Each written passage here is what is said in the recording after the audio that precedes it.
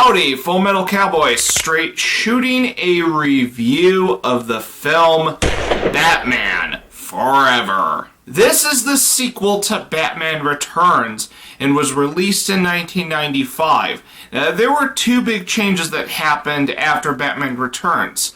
Not only did Michael Keaton not return to play the role of Batman, Tim Burton also did not return to direct any sequels.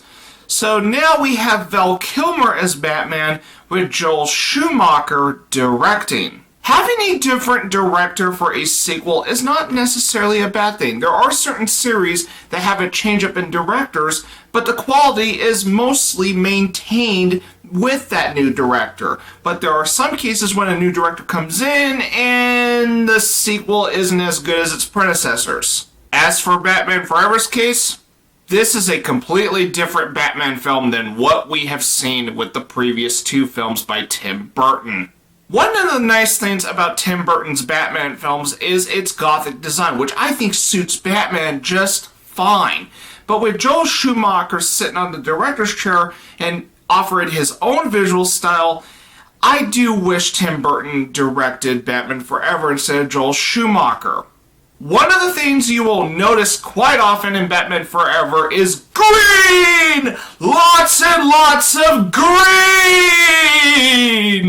Not only did Michael Keaton and Tim Burton not return for a third Batman film, Danny Elfman also did not return to compose a film score for a third Batman film. Now it's Elliot Goldenthal who composes the film score starting with Batman Forever. What I can commend Elliot Goldenthal for doing is having a film score that sounds consistent with the previous two films and not trying to do his own take of a Batman film score that would potentially alienate some Batman fans. Although I would say Elliot Goldenthal is the least of our worries at the time. Now as for the man that donned the bat suit only in Batman Forever, Val Kilmer, I will say this now. I will not compare Val Kilmer to Michael Keaton. Michael Keaton may be my favorite Batman actor, but given Val Kilmer's situation with Batman Forever, playing the role of Batman, previously played by Michael Keaton when it comes to Batman films, I applaud Val Kilmer for giving his own interpretation of Batman and making it his own.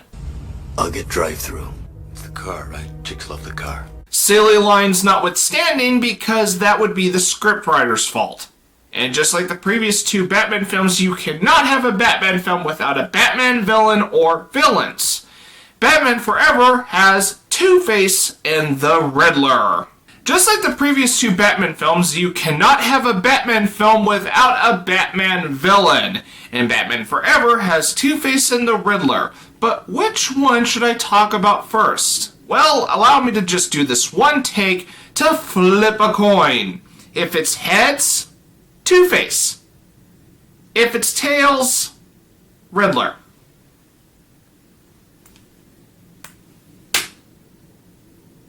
And it's tails! While Val Kilmer is a competent actor for Batman, given the casting situation for Batman Forever, the one performance that did stick out to me with this film was Jim Carrey as the Riddler. While Jim Carrey is not my favorite Riddler actor, I think he was good enough given that this film came out in the 90s. And personally, he gave his own interpretation of the Riddler that actually does stand out as being a competent Riddler. I also could have done without the unnecessary crotch grab. And then there's Harvey Dent, who at the time was previously played by Billy Dee Williams in the 1989 Batman film. In Batman Forever, he is played by Tommy Lee Jones. And because of the casting of Tommy Lee Jones as Two-Face, we have a casting continuity issue. Because according to the 1989 Batman film, Harvey Dent is black. All of a sudden, he's white in Batman Forever. And the casting continuity issue is a moot point because Batman Forever displays the weakest interpretation of the character Two-Face. Not only does he flip a coin, which is to be expected with this character, he sure laughs a lot. Blind, stupid, simple, doodah, clueless. The random toss. The only true justice. Let's see what justice has in store Oh,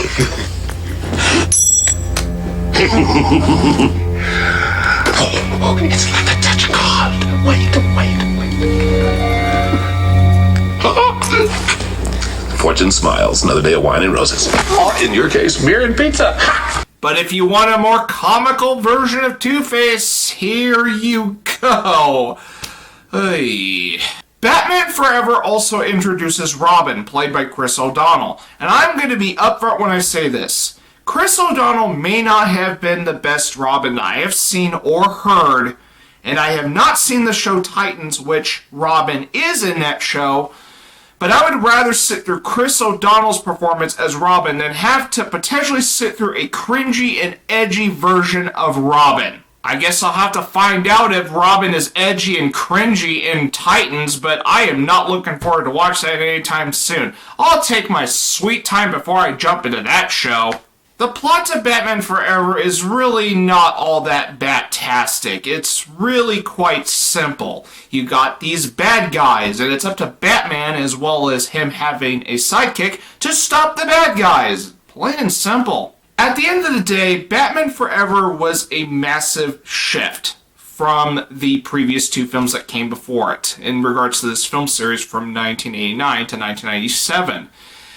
While Val Kilmer was competent as Batman, as well as Elliot Goldenthal delivering a competent film score comparing the two previous film scores, having Joel Schumacher come in and have a completely different visual look just takes away what made the previous two enjoyable to audiences. Batman Forever was just the beginning, however, because the sequel that came out 2 years later made audiences freeze at the thought of a bad Batman film. And you know what I'm talking about.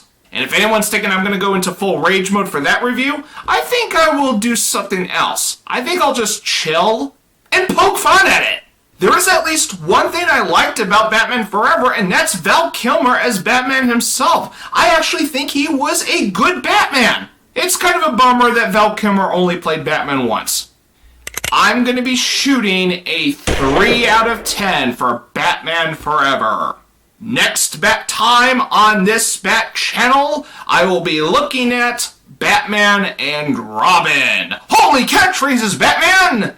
I'll be reloading for my next review, so until then, I'll see you later.